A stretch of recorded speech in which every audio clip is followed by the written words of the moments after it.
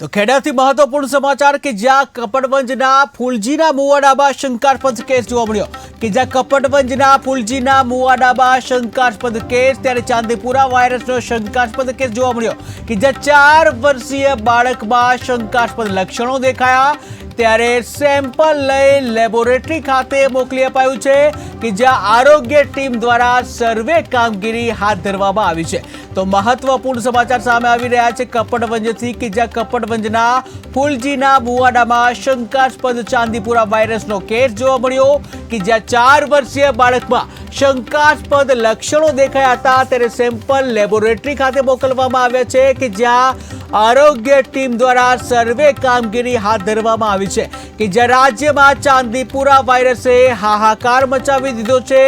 ત્યારે તંત્ર પણ ચાંદીપુરા વાયરસને લઈને એક્શન મોડમાં છે જ્યાં કપડવંજના ફૂલજીના મુવાડામાં પણ શંકાસ્પદ ચાંદીપુરા વાયરસનો કેસ જોવા મળ્યો હતો ત્યારે 4 વર્ષીય બાળકમાં શંકાસ્પદ લક્ષણો જોવા મળ્યા ત્યારે સેમ્પલને પુણે ખાતે મોકલી આપવામાં આવ્યું છે જ્યાં આરોગ્ય દ્વારા સર્વે કામગીરી હાથ ધરવામાં આવી।